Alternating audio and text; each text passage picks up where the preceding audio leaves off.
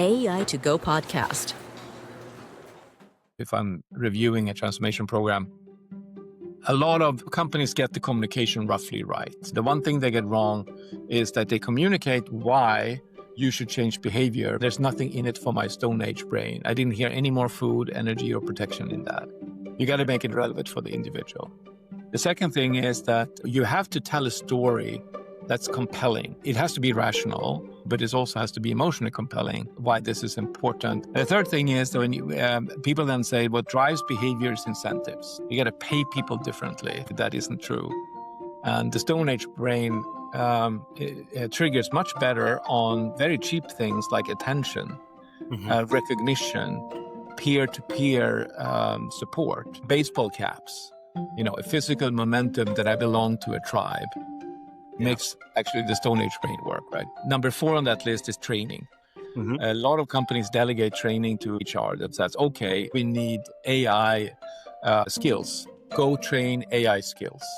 And you take people out of their workflow into some other room and you talk about some other thing instead of actually training them at the place of work or the actual thing at work that would do it, right? The final 5th thing, which is the most important of all, according to some research, that 5th lever is 2.2 times more effective than all the other 4 levers together. And that's a full circle back to the Stone Age. Welcome, everybody, to today's podcast episode. We are back from AI to Go. Today, I'm talking to Pär Edin from KPMG, as you can see. Hey, Pär, how are you doing today? Excellent. Thank you for having me. Pär brings a rare combination of technical depth, strategic vision, and hands-on AI implementation experience from AI at KPMG, leading the global transformation. Your profile is one of the most fascinating career paths I've come across. You were a staff sergeant at the Swedish Navy. You turned into a satellite engineer at the European Space Agency. You were a partner at McKinsey, and now you lead AI strategy at KPMG. What is the thread that connects all these seemingly very different worlds? Yeah, I think serendipity is the word, right? Life is what happens to you when you're planning for the future, I guess. But I think a red thread through it is the combination of leading edge technology and how to apply that for the benefit of humans. That is kind of the red thread, I think, whether it's originally I was very fascinated by space. My first memory as a young boy was watching one of the last moon landings, right? I was 3 years old or something like that. It's my first memory. And I was fascinated by, both the technology and the adventure of going to space. So I thought that would be my thing. And I started working for the space agency on the more boring satellite communication stuff. But I got to meet a lot of astronauts. My claim to fame is I've shook hands with both Neil Armstrong and Buzz Aldrin. For the younger generation, those are the 2 first on the moon, not the biker. But yeah, that was something fun there. So I was very fascinated about that, and also how satellite technology is magic in the sense that you can reach everywhere, and you can't see the connectivity. So I always like that magic part of it. So that was one key thread. I think the other one is a little bit of maybe risk-taking and opportunities. When things happen to you, it creates opportunities. And seeing unforeseeable or unexpected changes in your life invites you to look at different paths and then jump into those paths with a positive mindset and energy, and fun things can happen. Absolutely. I'm particularly curious about the European Space Agency. So you're working there in the 90s, right? So you were literally working on technology in space before most people even had email. How did that experience of working on cutting edge, high stakes technology shape how you think about AI adoption today? Yeah, I mean, it's back in the day, the cool thing then was this low Earth orbit constellations, Iridium, Teledesic, all these things that eventually didn't quite pan out. And the European Space Agency was behind. We were working on geostationary orbits, the traditional broadcasting satellites, and there was a little bit of FOMO of getting into that technology. And I worked on that. And I even worked on the civil use of drones for telecommunications at the time, which was not very popular at the space agency. But I was trying to solve a problem around how to use satellite technology to prevent national disasters, and both to mitigate and also to respond to it. So I just wanted to solve the problem of whatever technology was there. That was one experience. I think also I had a chance to work for a summer in Kourou in French Guiana, where the Ariane rockets are launched. And I got to do assembler programming on the space computer for Ariane 3. That's how old I am, at least do some testing of it. And it was manufactured by a Swedish company. So it was very, very much fun. I think a couple of things that it taught me that space is really hard.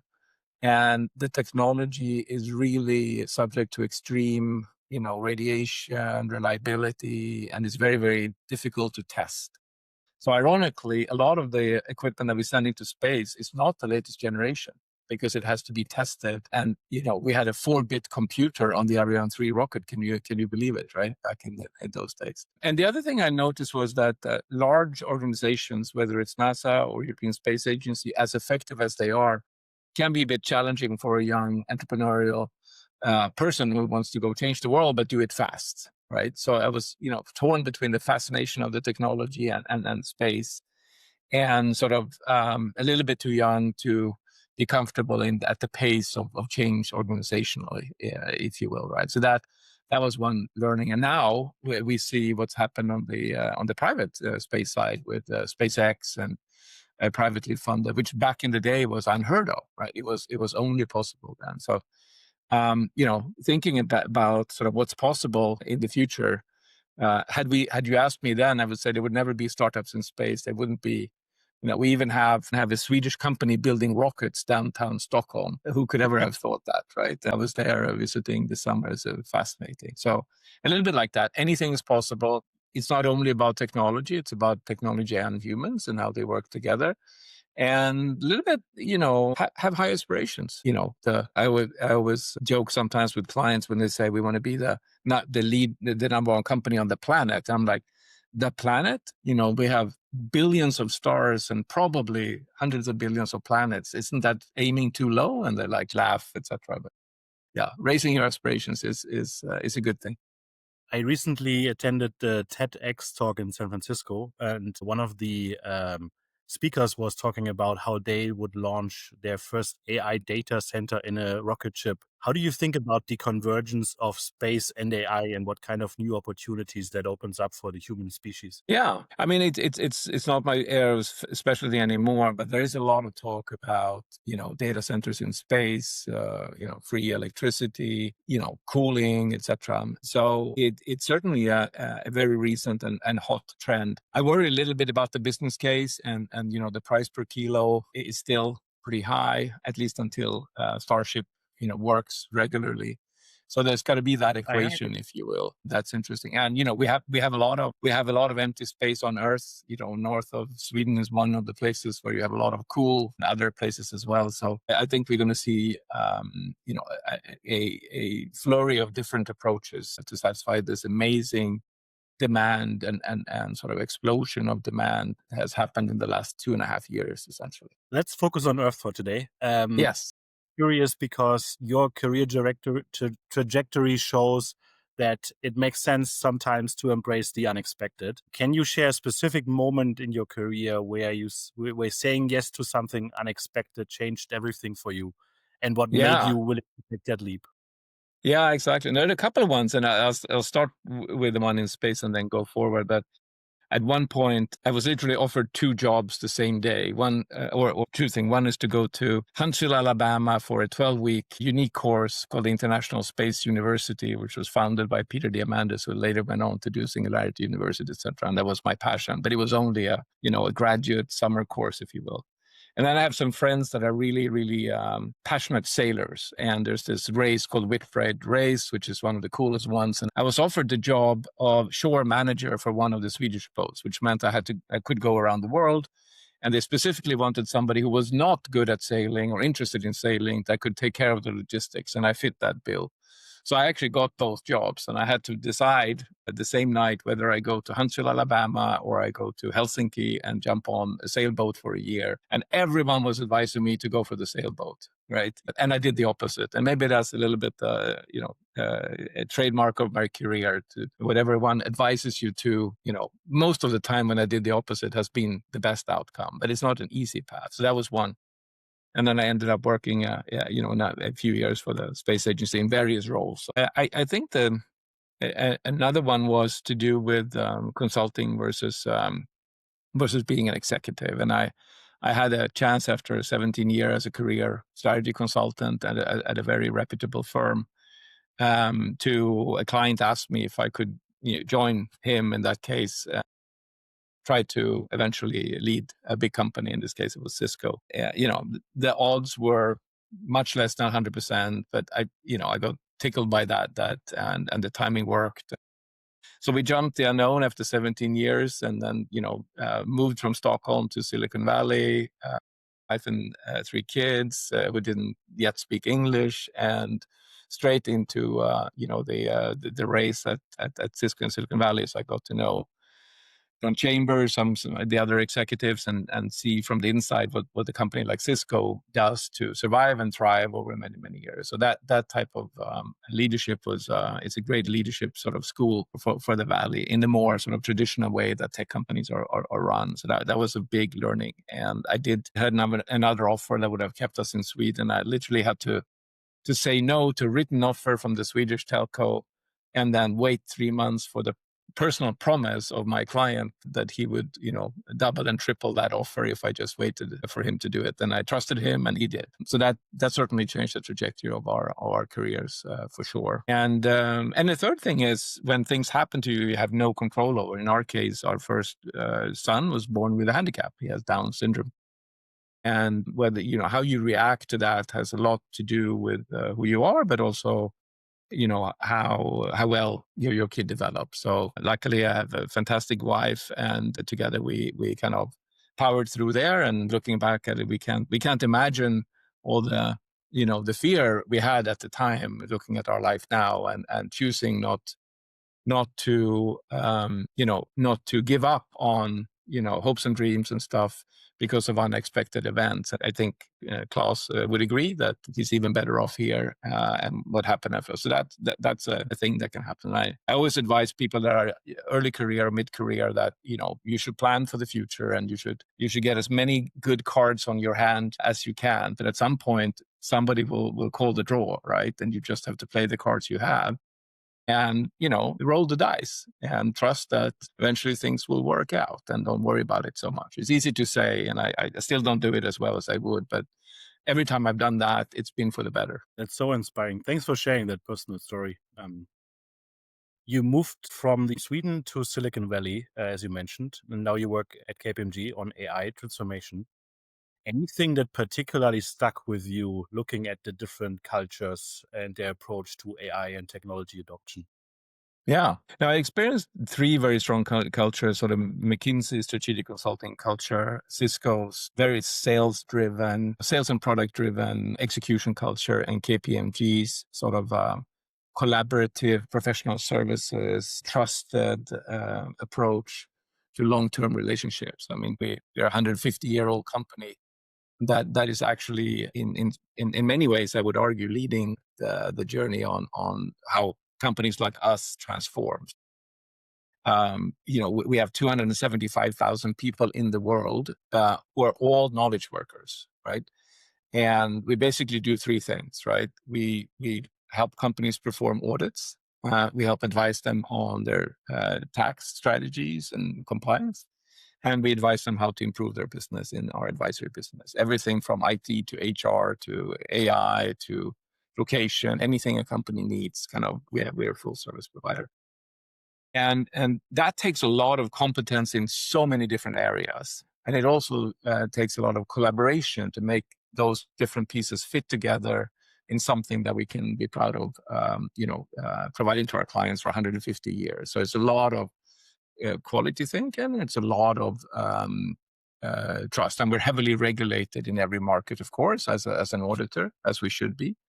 So I find it fascinating because in theory, it would be the hardest type of organization to maneuver and to change. And I think the AI disruption is the perfect test for all organizations. How quickly can you move? It's not about so much where you are today, it's how quickly can you move. And at least in the first round, and by first round, I mean from the drop of GPT this summer when the agentic era really took over, I would argue that we moved faster than most, and we changed our corporate structure. We appointed a chief AI officer before most other companies did. I was at the board at the time of KPMG in the US, and I was chairing the committee that provides oversight from the board on all the investments and strategies that we put in place then, so I can see it from a board perspective. And in my day job, I was heading sort of sales of AI, which is what I do now, our go-to-market sales acceleration efforts in the US and now globally. So I think there are profound challenges for any company in this, but also opportunity, because this is for a company's perspective, for once, most of the investments are done by somebody else, right? It's, the big tech companies are putting $1 billion a day into building AI infrastructure and models, right? The models are doubling in performance every 3 to 7 months, faster than Moore's law and the microchips back in the day. So that should drive extremely fast corporate adoption. And all companies need to do is basically rent these knowledge factories, the large language models, the co-pilots, etc., and pay, by the seat, by the rent. So it's initial investment's very small. But what we're finding is that the inertia of humans working at these companies to adopt the tools that are given to them for free has been much more challenging than we thought. And everyone believed that since, as a consumer, you immediately adopt a ChatGPT on your phone, that the same people that when they come to work would do the same thing, but in the line of work. And it turned out not to be true. There's a lot of adoption going on, of course, but it's, I would say right now, the number one uncertainty in the return on investment of AI is how quickly humans can change their behaviors to want to use these tools fully. And it's kind of irrational because everyone who does is more likely to continue to have a really interesting job, and those that don't have more of a challenge. And, if you move faster, you have bigger advantage, but our brains are telling us to actually do the opposite. So a lot of people at work are to some extent behaving irrationally because there's fear. There's fear of losing jobs, there's fears of uncertainty, there's fears of what's happening to the world, etc. And I find that interaction is extremely interesting, right? On one hand, AI works because the models model how the brain works. At the same time, the adoption barrier is due to the fact that our brain has a built-in, defense system from the Stone Age that, prevents us from doing the things that would have killed us back in the Stone Age. And these effects are live everywhere at work. Now I got really into that, psychological space of it. But I think that's a fascinating one. There are many other barriers around data, regulation, trust, security, and all that stuff. But right now, the number one barrier is human adoption, human behavior change at work. You already mentioned the Stone Age brain.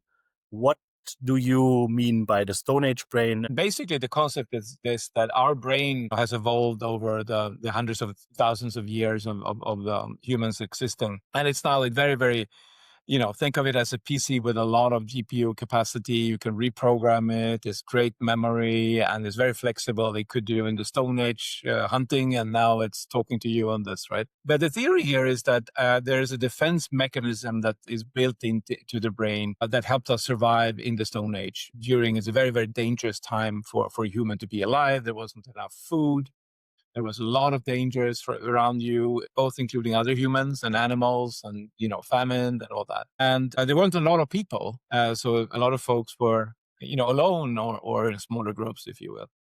So I think the theory goes is this, that during that time, the people survived that didn't do at least 3 things that could get you killed in the Stone Age. I'm making it very simplistic, if you will. I think it's called the theory of the triune brain, and there's a lot of different types of opinion on it. But essentially, I think of it this way, that in the Stone Age, the people who ran after things, so exhausted energy without receiving the benefit in terms of food or water or other types of satisfaction, they did not survive because, you lived in a very low calorie environment and energy was everything.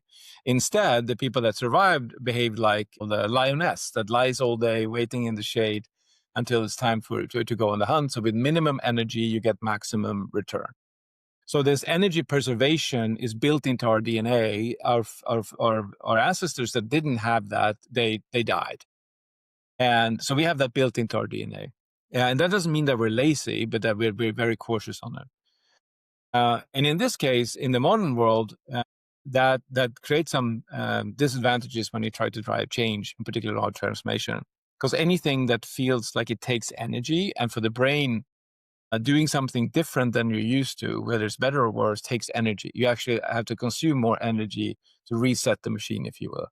So there's a natural defense mechanism to not do that or avoid doing that so that your energy is preserved. And you see that in many different things in middle managers, claiming that the strategy is very unclear and the metrics are uncertain, and we have to wait until everything is super clear before we do anything. And that's energy preservation. The other key mortal sin in the Stone Age was to take too much risk because it's a very high risk environment. So the people that survived were not the ones that went first into the cave to check if there was a bear or first across the desert to check if there's water. They waited until somebody came back and looked happy, and they were fast followers. So this thing about fast follower and not being the early adopter is also built to our DNA, which means that if you don't see anyone around you having already done that, it is a mortal risk to do it first. And in that sense, you see that every day, right? If you're in the office, particularly AI adoption, if I'm the only one in my department or among my friends doing it, I may not talk about it. I may not be that bold about it. And the smart bet is to wait until at least a third of the others do it. And you can check that they're better off for it. So this wait and see is actually not a weakness. It kept us alive in the Stone Age. And then thirdly, when people started grouping together, first to hunt together so that 10 people could bring down a mammoth or something like that, right, instead of a rabbit, the ROI of food gathering went up astronomical. And then when the concept of the village came, it was basically hunting teams living together. Your survival rate skyrocketed. If you broke a leg, you didn't die because you couldn't hunt. You could, have your friends bring you food for 3 months, and then you can hunt for that. So once that was established, then if you were expelled from the village, or if you did something that excluded you from the community that saved your life, that is also a mortal sin. So it's actually more important to be liked and accepted by the village or the hunting team than to be right. So you see this need to be accepted and part of something, and almost to the extent that you would do anything to it, and you don't really know why. And, we see that everywhere in the world around us right now, everything from football hooliganism to different political extremeness, or even groupings within the office, if you will. There's this famous research from called the Biosphere 2 back in the 80s that were preparing to go to Mars. And there was this group of people that said, let's see if we can live in a dome in the desert for a couple of months or a year or something. And a very famous psychological experiment that it took only a few weeks until that group was split in two, that actually didn't talk to each other and hated each other. And there was friction between the two, even within this, because there was scarcity of food and air and water. There was some misdesign in the concept. So as soon as there's fear, then when fear sets in, this defense mechanism takes control. And it's hardwired into, for those of you old enough to know interrupt signals for your microprocessor, right? It has a hardwired interrupt. So if that defense mechanism detects a threat, it surpasses your visual, hearing, and logical reasoning, and it goes directly to the muscles. That's the fear or flight, fight or flight. And that also to protect you in the Stone Age.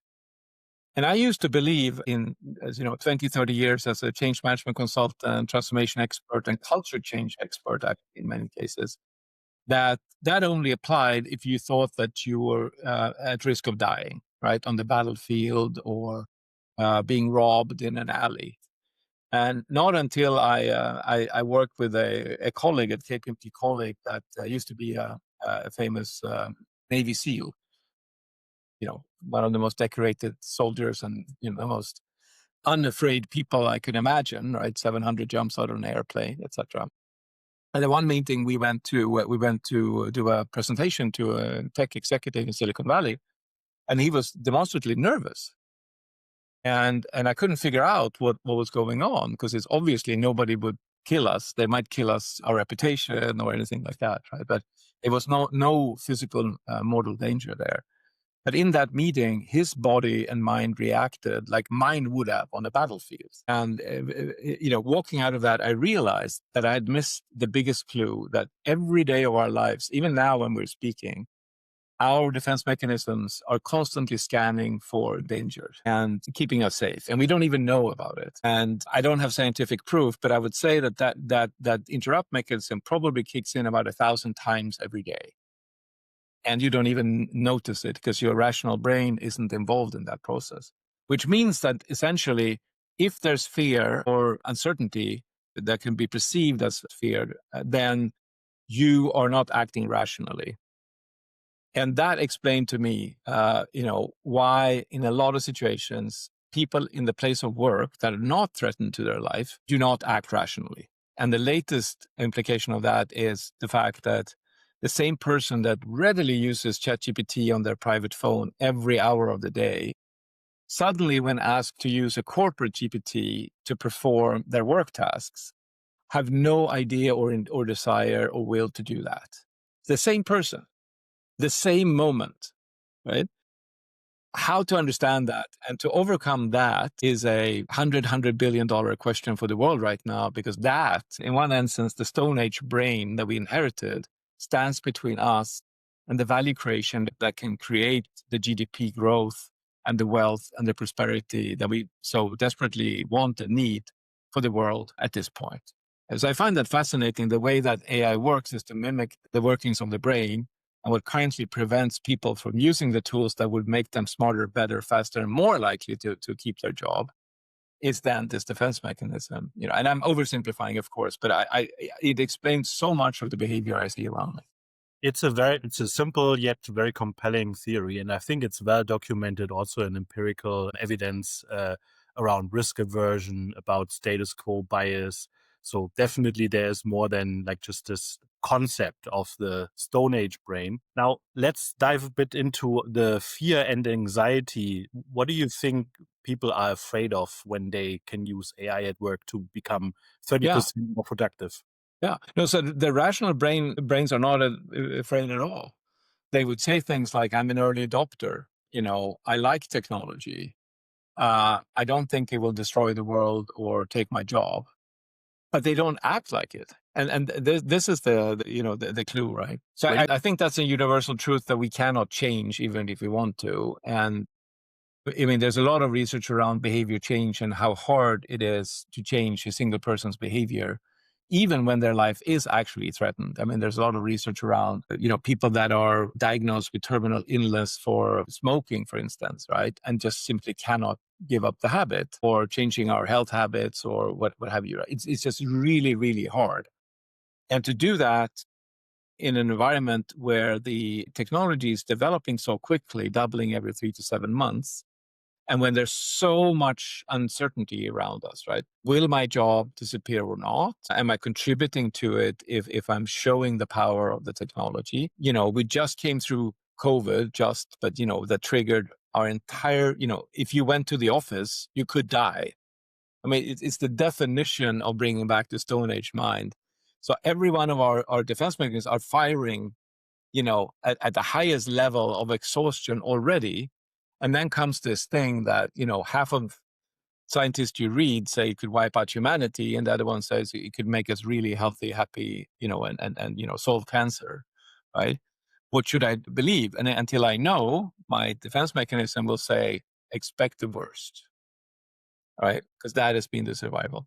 So it's more a subconscious thing then. So, the counter question is that, well, if that's the case, can you do anything about it? And isn't this just, the case? And for AI, the most common question I get, well, if it's so hard to change those behaviors, why don't we just roll out the agents and automate all that work? And we don't have to go through that pain of convincing these people that are acting irrationally to do it. And I think that's a very common fallacy in the sense that, at least for now, to make those agents effective, they need to understand how the work is done today. Mm-hmm. Even if they can do it better in the future and they can reconfigure and optimize every millisecond, you can't agentify something that you can't describe or teach. And most of that work is not written down. It's tacit work, right? It's, I like to say, it's unstructured work means unstructured data with an unstructured portfolio of tools. And in that Venn diagram is the whole value creation opportunity of a century, maybe a millennium, in solving that. So the agents need training data essentially to be able to understand what is required in order to perform a task successfully and efficiently, right? Yes, but not only that. What's even harder is they need codification of the way work gets done, which is not in the data. They can have as much data as you want, but if you have 100 people in exactly the same role in the same company, the way they spend their time is in 100 different ways. And if you're not in a very scripted, call center environment, you're basically you and me. I mean, we didn't know a month ago that we would be sitting here, so we couldn't have written down the manual for how I would spend the week. Almost all of our decisions and all of our time is spent on unplanned or unscripted activities. And just for the fact that writing those activities down would take longer than to do it, right? So you have to live in this environment of unscripted work. And not only that, there's unscripted rules as well. In that environment, values become a really, really effective management lever, because you can't script a rule book for every way that you should behave in a rapid environment. But if you can agree on the values or outcomes, there are many different words of it, you can guide the individual to nudge them to the right choice. Now, luckily, there are some emerging examples that if you are aware of these psychological barriers and you ground your approach in behavior change, then you can overcome these challenges to some extent. And we're starting to see some. We just done 30 projects like that. And we're starting to see some really interesting results. And I have my co-interviewer, this is my son, Klaus, so will come to augment me, which he does often in these meetings. So we're starting to see some really interesting, so with samples of 5,000 people or so, 22% productivity improvement, 54% quality improvement in the process, and 43% employee satisfaction improvement in a decent sample, if you will. So it's too early to say if it's truly replicable. And to get to that, there were 7 psychological, sort of scientifically proven principles that had to be overcome, right? Not invented here, nudging theory, positive reinforcement. And, if you look at the reasons why most of these things fail, then just counter them as many as possible, and you increase the chances for every bet you make, right? So it's fascinating to see this around us. Pär, what do you recommend organizations and leaders to overcome all these psychological barriers to GenAI adoption? Yeah. So a couple of things. First of all, which is pretty widely accepted, do not take a use case-based approach. That was okay when you did your first pilots because you had smart people sitting around thinking about what could we use with this technology. Half of the proof of concepts worked, half didn't. But those that worked very rarely scaled for many predictable reasons. A, they were developed by somebody and then given to somebody else to adopt, not invented here. Fear of losing my job, no immediate role models around me that has it before. So it kind of, in hindsight, triggers all the defense mechanisms. The second thing is to do the opposite of what tightly managed companies think is good management. It's create psychological safety and lack of fear in the teams that you're trying to transform. And this is well proven back to the Google research that showed that the number one lever for team performance was not the composition of the team or metrics or aspiration, but it was simply how safe the participants felt in being able to bring their ideas, not being shamed, not lose their job if they don't succeed, right? So it's the counter of what many managers think. I'm going to hold my team accountable and set tough targets, and they will know when they're not performing to my expectations, right? That works really well on the production line of a Model T. It works really badly if you're trying to have creative people adopt something unknown in a fearful environment. So that's the second principle. How would you describe that very practically? How do I create psychological safety at work? Because there's a lot of control and command, like tailoristic control and command, even in today's organizations. Yeah. I mean, the most extreme case was one CEO that went so far as he said, I'm just going to take that out. I'm going to say anyone who signs up to the Gen AI pilot project will have a job guaranteed for at least 3 years, no matter what, right? And that was an extreme, and most companies don't feel that they can do that, but the results were amazing, right? Complete, collaboration, etc. We've seen that it can be enough to say that take a group of people, 100, 150, and help them solve their own biggest problems. So start with, don't talk about AIs, talk about how are you spending your time? What is the biggest waste of time? What is the biggest frustration in your work life? And out of those things, pick the first layer of things that actually somebody who knew how to prompt an LLM or use Copilot could solve. Then you get the excitement. You get the positive. You get them to be role models. They talk at the water cooler about how much time they're freed up, right? Don't give them 100% more work. Make them. Then you come with wave 2 and say, by the way, if we could put some agents here or automate part of that, we could take out another 40% of your time. How does that sound? Yes, let's go to wave 2. Same people, same group, not a different group, and not a different people, same group, builds on your positive attitudes, right? And even we've seen wave 3 work to say, okay, now we've automated or augmented 40, 60, 80% of your work. What if we could completely re-engineer this process so that some of that work would not be needed? And then have them engage the same people in identifying and prioritizing that. Now, that typically takes a little bit more work. So we run these in 8 to 12 week, waves. And you can get that group all the way to fundamental process re-engineering in about that time with some pretty dramatic results. Now, that's only a subset of the audience, right? But then, of course, you do a wave 2 with twice. And another trick of the trade is that to pick people in that group that are extra good at communicating and make them the corporate influencers. Mm-hmm. Allow them during the project to share their experiences because they're doing it anyway, good or bad, but stimulate it and give them the support and encouragement to do it. And then the final trick is to involve at least one of the most senior leaders in that business in the process. Mm-hmm. And they will say, I don't have time to do this workshop, etc. And that's fine. But then do a white glove. Have somebody show up in their corporate office at least once per week, sit next to them with nobody else around, and have them ask stupid questions to somebody who they're not threatened by or don't have to live up to.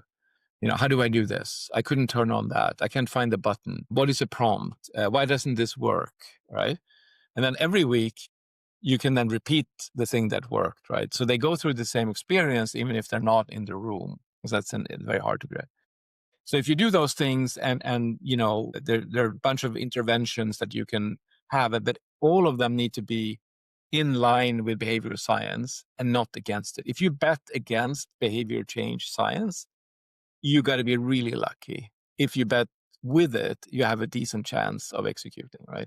So that's the best I can get to this time. And it's quite promising, actually. And it also becomes positive reinforcing. I used to make the joke that I'm into sort of loudspeakers and stuff, that no loudspeaker sounds better than the one you built yourself. And this is true for work as well. The change or the implementation that you invented is something that you will naturally feel proud and excited about.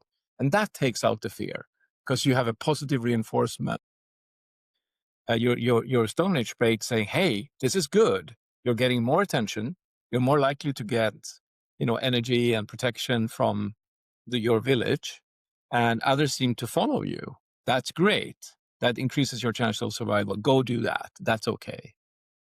So I got very, very esoteric there, if you will, but I see it everywhere around me in almost every interaction. And if you look at the levers, if I sit on the board or if I'm reviewing a transformation program, a lot of companies get the communication roughly right.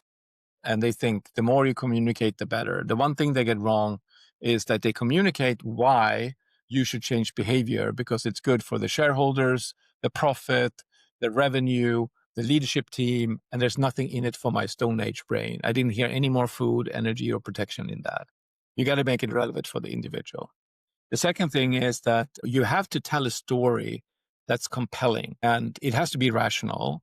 That is rational for you, but it also has to be emotionally compelling why this is important. It's okay if it's important for the world, if you believe in things, if you're interested in that. And the third thing is that when you, people then say what drives behavior is incentives. You got to pay people differently and they will behave differently as if they were a machine. Unfortunately, or fortunately, that isn't true. And the Stone Age brain it triggers much better on very cheap things like attention, recognition, peer-to-peer support. If you go into a hamburger restaurant and you have the employee of the month with their face on the wall, that means that you're safe in the village for another month, right? That's very rewarding. Baseball caps, a physical momentum that I belong to a tribe makes actually the Stone Age brain work, right? So there's much too much focus on, and if you want to go down the money route, I experienced this in a previous job where I was responsible for driving transformations of product salespeople should start selling services. The margins were twice as high, extremely rational for the company, even for them, that a dollar service would be worth twice a dollar of a product. But we had to dial up the incentive to more than 32% of the total pay package for any behavior change to happen, because it was easier to sell 2 products than to change behavior and learn how to sell 1 service. And it's so that's an overbelief in monetary. Now, I'd love people to give me money for sure, but that's it. And then number 4 on that list is training. Mm-hmm. A lot of companies delegate training to a leadership development team or HR. That's okay. We need accountability in our middle managed leaders. Go train accountability. Or we need AI skills. Go train AI skills. And you take people out of their workflow into some other room and you talk about some other thing that you believe if you train them on that some other thing, they will be able to translate that into how they do the work that you took them out of. Instead of actually training them at the place of work or the actual thing at work that would do it, right? So teaching people prompt engineering has very little value in helping them execute a financial services process, with AI, with a Gen AI tool, because they have to do too much translation and they don't have the time to figure it out. But the final 5th thing, which is the most important of all, according to some research, that 5th lever is 2.2 times more effective than all the other 4 levers together in communication, training, incentives, and so forth. And that's role modeling. And that's a full circle back to the Stone Age. If I see somebody in my tribe that I can relate to, or somebody that has power over me, the tribe leader, that behaves in a certain way, it's incredibly powerful to me. If my leader changes behavior, I will automatically try to follow because there's signaling of a new norm that could affect my protection, my food, my recognition. So one fun example is working at Cisco as one of my previous employers, and John Chambers at the time was CEO, and he had recognized that to recruit more of the top talent at the day, it was too much of a corporate culture. People had too many suits and ties, in the work. And the new generation wanted shorts and flip-flops. So one day, without telling him, he was a master at this, right? But one day, without telling anyone, he shows up in jeans, in a polo shirt. And, everyone else is there in white, in the suit and tie.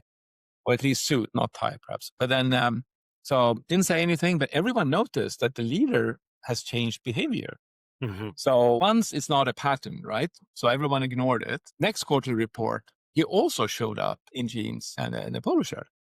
Now there's a pattern between two of these events. The third meeting, 30% of the executives in the top 100 showed up in jeans and poster. No memo, no nothing, no instruction, just role modeling and the tribal behavior.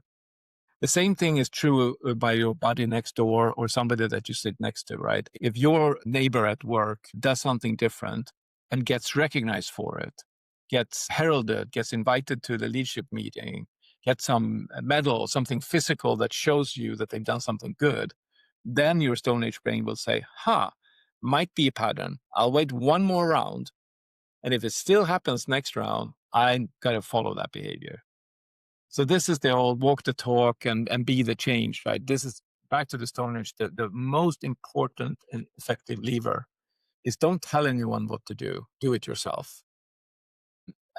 People don't listen to what you say or what you tell them to do, but they watch everything around how you behave. And this is back to the Stone Age. Yeah. This is amazing advice. Thank you so much for sharing that. It sounds like a very consistent logic that you're applying here. The question is, this can be like, this is advice that is true probably for any major transformation in an organization, right? Do you see any unique qualities or unique aspects with regard to AI in organizations that only apply for this particular technology? Or is it mostly the human or psychological element hindering or fostering? Yeah, it's a really good question. I don't see anything that's unique in hindsight, but nothing has triggered so many of the challenges at the same time. So it's almost like anything that's good or bad about a company or a behavior or a process or a product will get elevated and illuminated by AI. All the problems that should have been solved before in process inefficiency or data now gets elevated and sort of blamed on AI, although they were already there, right? And it triggers so many of the needs so fast that the processes that we have, like board review processes, strategy processes, compensation processes, tech product development cycles, training, none of it is geared for doubling every 3 to 7 months in performance. Right. So just the speed of it, makes it really, really hard and exciting. On the other hand, for those that get it right, if you are able to adopt a one generation later model and fully use its value, you are double as productive as the guys that's just one product generation behind. Now, today, the problem isn't that the models aren't good enough. They were good enough a year ago. The problem is that the adoption in a company is only linear, and the performance and the capability is exponential. So there's this growing tension between what's technically possible and what's actually happening and real at the bottom of the organization. Interesting example of that is that if you look at all the surveys and around AI adoption, for instance, it's very well accepted that AI is everywhere and everyone's using it. And not only that, everyone is already rolling out operationally agents. And that is what our surveys say too, and everyone's survey. But note their surveys of leaders who are not sitting afraid, but they're sitting very calm, with their favorite drink in hand and being interviewed for their wisdom around guiding others, right? They feel very safe and they feel very, good. So their rational brain is working. And many times when you go into the companies, they actually don't have an accurate picture of what's going on at the bottom of the company. So even in some of the most mature markets, I think the US Census came out about a month or two ago, and you'd be hard pressed to find any data about actual telemetry-based adoption numbers. Almost 90% of all the numbers you hear and read are perception-based, interview-based, survey-based. Very few are based on actual measurement of usage. And those surveys are usually 100, 1,000. The US Census has something like 20,000 or 40,000, I forget. And when they tried to estimate, and now this is 9 months ago, what is the corporate adoption of generative AI within everyone working today in the US, they came to the figure 9%. 9% have ever used a Gen AI tool in the working corporate public, according to the US Census. I think that's strikingly low. But compare that to 60% of all executives say that they've operationally rolled out agents into their operational environment. The truth has to be somewhere in the middle of that. So one of the reasons we're not, quote unquote, seeing the P&L impact is that it just hasn't happened yet to the large population for every company.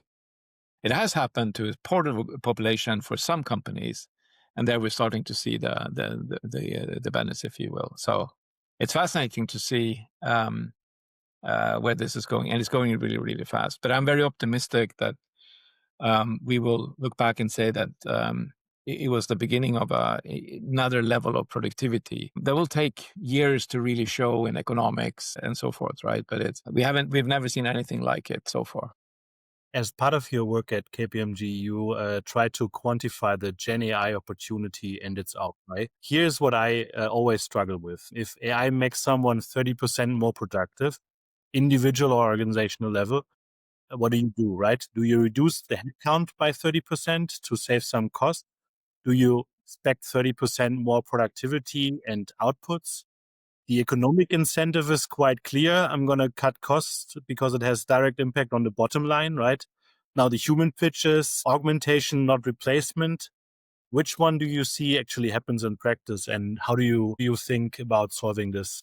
Yeah, I get that question almost every day. So, I mean, to me, and I'm backed up by Eric Brynolfsson at Stanford there, right? The augmentation value creation massively outweighs the short-term cost-cutting potential. I typically say that, we estimate this potential for 17 million companies in the world, and it's somewhere between 4 and 18% of EBITDA is technically possible today with existing tools if you had fully adopted it, right? But half of that kind of requires agents, but half of it isn't. So we're talking 2 to 9% EBITDA. I don't know a CFO that wouldn't do a lot to get 1% EBITDA without heavy investment, right? So the economic potential is clearly there. What you have to go through is this: if you really want to just do headcount reduction, you can probably only get 20% of that number I just gave you.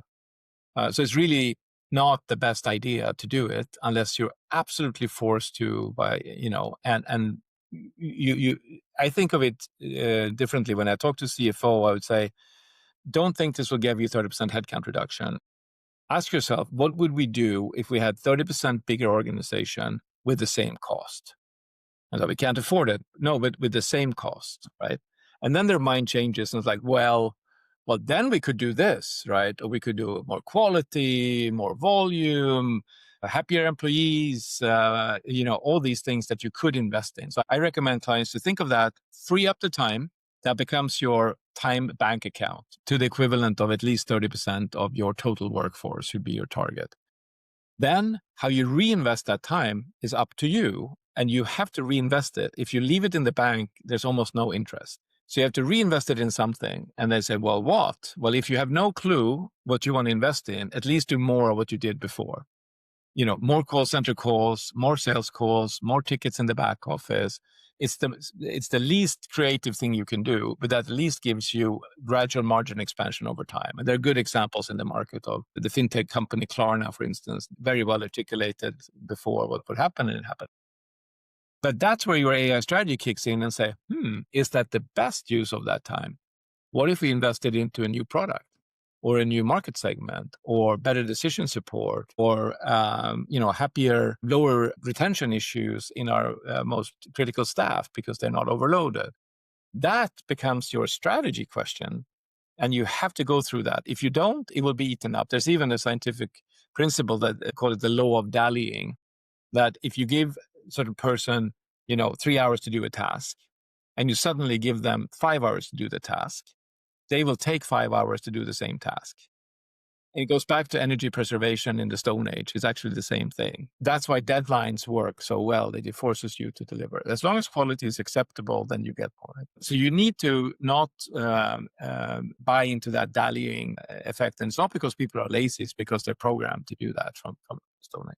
So you have to do that. And if you do those things, free up the time, make people feel safe, reinvest the time wisely, there's ample proof that at least in pockets of companies and in pretty large pilots that those type of numbers are realistically achievable. But then you have the naysayers, and my favorite, or my least favorite report was the one from MIT. Around 95% of all investments in Gen AI have generated zero return.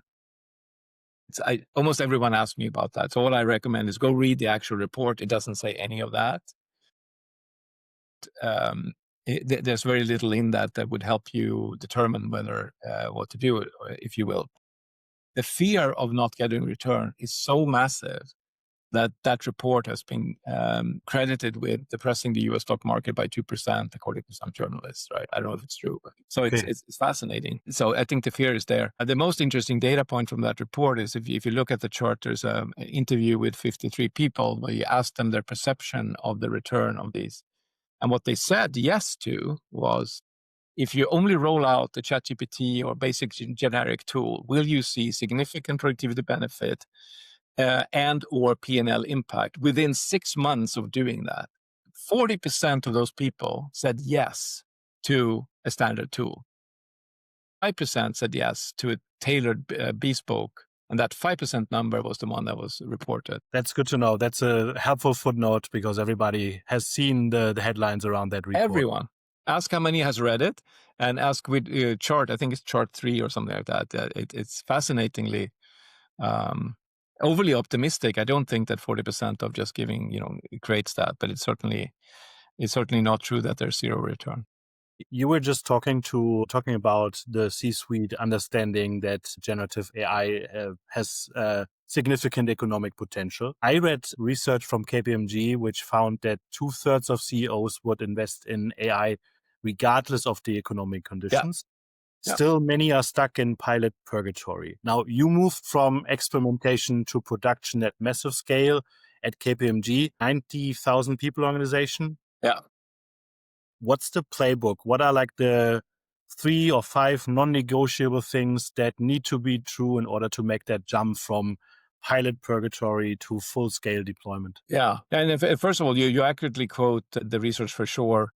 Yes. And yeah, if you kind of speculate on why they're saying that. So first of all, on average, those people spend about $120 million per year on the entire end-to-end AI transformation. But these are multi-billion-dollar companies. Mm-hmm. So the investment is still quite manageable. It's a lot of money, but it's a very small percentage of the overall cost. So, the putting your chip on the table is quite manageable and cheap right now. And the returns could be substantial. Mm-hmm. And the risk of not being part of it, back to the Stone Age brain, has enormous emotional appeal. So it's a lot of fear of missing out. But it's also the fact that if you're on that exponential curve of performance, it's very difficult to catch up. You can't jump from novice to expert in AI adoption without going through the stages. That's a fallacy. So if you're not on the bandwagon and your competitor is just one generation ahead of you, they could be twice as productive. That curve is rightfully driving them to invest. And they're seeing enough intangible evidence that this is beneficial in various different ways that are hard to measure. So I think that's quite rational of them to do it. It's partly driven by fear, but it's quite rational for them to do it. Now, in our case, we have 275,000 knowledge workers in the world, about 90,000 in the US, or give or take. And, we're at the center of this disruption, right? For us, it's do or die. It's a huge opportunity for us because of all the companies that are going through this need help. And they need help with things that we are really good at. Driving that behavior change, making it trusted, having the technology that works, and being able to work with the different functions, etc. So, and there are a lot of other places out there as well that can do that. On ourselves, then we run into the same problems I just discussed from any organization, and we see a couple of different ways. One is that in the beginning we were very early with rolling out these tools for free in a safe way. So we've had more than 2 years in the US of people using it to their best of their ability. And we have 5-6 different models, and it's safe and it's encouraged and so forth, right? So I think that in the early stage was pretty good. We also changed our corporate structure. So we took one of our most senior leader out of one of the most attractive businesses and created a chief AI officer role that reports directly to the CEO. And that has been critical to be able to get the momentum and the change and the focus on something that's very, very complex and energy consuming, if you will, right? So those things I think we can really recommend. When it comes to going from the early stage to large scale deployment, I think we are struggling with the same things that our clients are struggling with in doing that at scale once it's become real for everyone, right? And now we have the added complexity and opportunity that agentic AI has come in even before you've been able to fully roll out the benefits of generative AI. And you have to deal with, should I do one? Should I do both? Should I wait? Should I leapfrog? And is that the answer the same depending on where you are? So right now you kind of have to go back to pilot Purgatory just to make sure that you understand what works or not, right? So there's a new way of piloting stuff that's going on in parallel with trying to get out of that wave but at the end of the day, it goes down. It's an iteration cycle between explore and exploit, essentially. Yeah. Right? Yeah. And it goes on at the same time. And that's, I think where we see that working is when you do that concurrently. You don't try to separate that. I used to say to all the clients, you have one initiative for green grass adoption, just give it to them and they will innovate bottom up. Another effort where you take your transformation team and your IT team and you go build the new cool stuff, right? And then if you're really ambitious, you're going to send, a disruption team out to the edge of the firm as far away from headquarters, and you're going to try to disrupt some part of your business, right? With really do those three things and then bring them back every 3 months and kind of see what works. And I've now changed my mind. I can't prove that it's right. And I think more often than not, you should do all those three things with the same people, because the main challenge isn't making the technology or data work or making it trusted, as hard as that is. It is actually getting the humans to want to collaborate and fully adopt, right? So you have to design your transformation program for human behavior change at the core, not as an add-on work stream that in many traditional IT projects, it's like, okay, CIO, CTO, investment dollars, lean or Six Sigma, whatever you want to do. And then, oh yeah, by the way, we need the change management effort and bring in the change people afterwards, right? As a slap on. Like that, I don't know if it's ever worked, but that certainly doesn't seem to work on the AI transformation for all the reasons we said earlier. Now, after many, probably thousands of client interactions on AI, what are the patterns that emerged that you didn't expect? And what are the questions CEOs aren't asking, which they should be asking? Right. Yeah, I think that last thing I mentioned was a pattern I didn't expect, and I'm not quite sure it's true everywhere yet, but I'm keenly watching it, and I'm starting to believe that that is a better way of doing it. I think the other thing that keeps surprising us is just the speed of the evolution.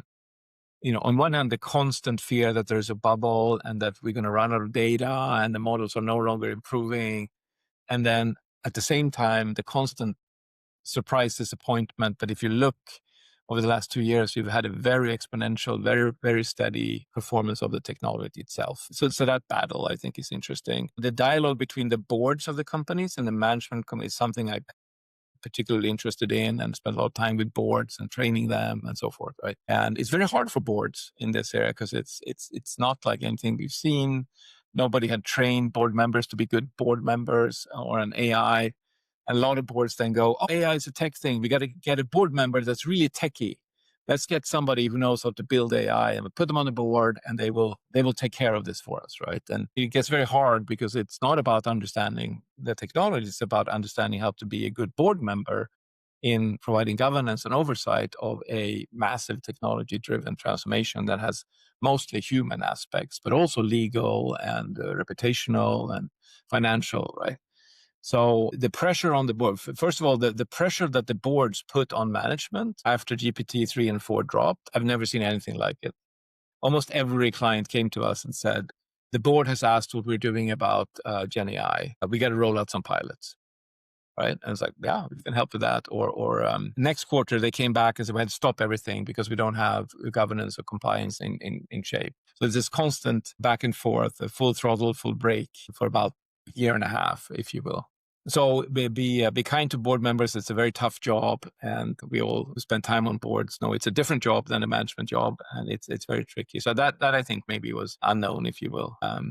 And other than that, it's just the fact that we're all learning together. Any of us that claim to be experts on AI or predict what's going to come, I think we need to be very humble. But there's too much uncertainty for anyone to be really credible in that. But I think it's important to do what we do here, share reflections, share ideas, learning, so that we all help to make the best of this amazing transformation that can have a lot of benefit. And there's clearly some risk we need to take care of. So I think we all have to learn together.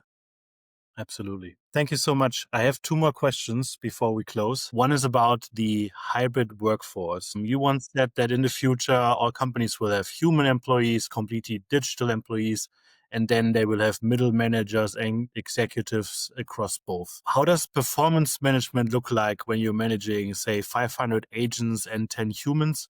And out of your own experience, what are you looking for today when you're hiring humans now? Yeah. So nobody knows really. We can speculate. So I'll speculate with you and learn together. But I think, I don't know how true it is, but I like the image of where we're going to be, that hybrid organization where it's a mix, right? And you have some humans work alone without any AI support like they did all the time. You'll have some AI agents or agentic systems or swarms or teams, whatever you want to call them, that work very remote from the people. And in the middle, there are AI assistants helping people, and there are people supporting AI automated systems with human on the loop type of thing, right? And it's kind of this big mess and mesh of human workers. If that is what's happening, and it's a big if, because right now we only have task agents, right? We don't really have full, less than 2% of roles so far in the last report I read are fully automatable. But that might be 20 in 6 months, and it might be 80 in 3 years or 2 years, or I don't know.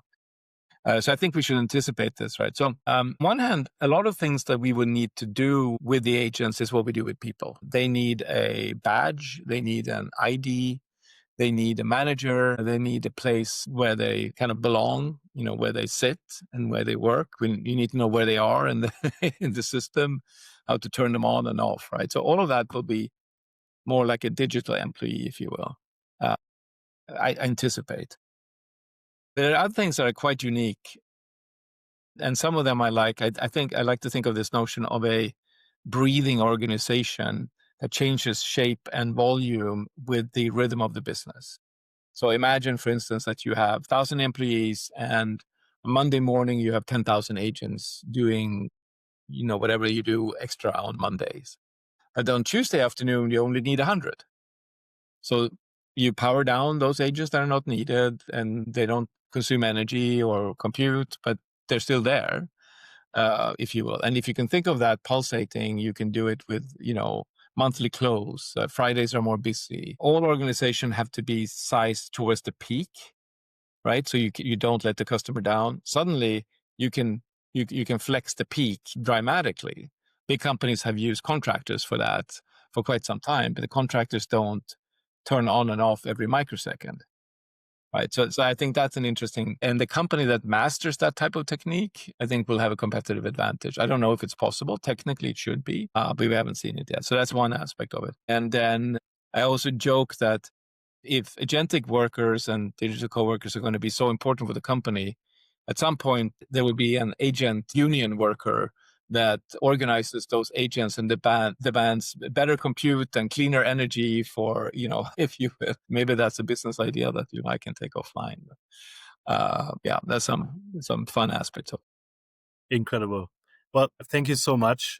You've been in technology for more than 30 years now. You've seen it all from space tech to AI agents. If you could just leave us with one piece of advice for someone trying to navigate this massive AI transformation, what would it be? Yeah, maybe a couple of flavors on it. One is that, we've never seen this much change in such a short period of time, right?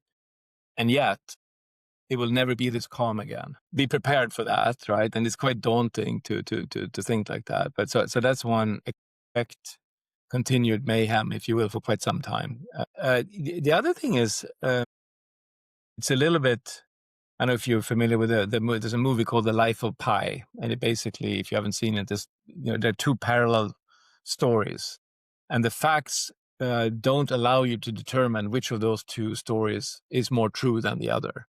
And the kind of the sense of the morale of it, at least what I took away, is if there is no rational way to determine which of those two stories are true, and one makes you feel happy and the other one makes you feel sad, I choose the one that makes you feel happy. And there's going to be a lot of unfact-based decisions and things happening to you that will be hard to interpret. And if you can see that, I think you'll have more energy to deal with some of the challenges. Absolutely. Well, thank you so much, Pär. It's been a pleasure talking to you and learning about the wisdom and the experience of more than 30 years in the space. Just questions and ideas. I think much more than that. Thanks a lot for joining. Thank you, Klaus, for joining as well. And I hope you guys have enjoyed the podcast today. That's it from us today at AI to Go. Thank you and have a good evening. Bye. AI to Go podcast.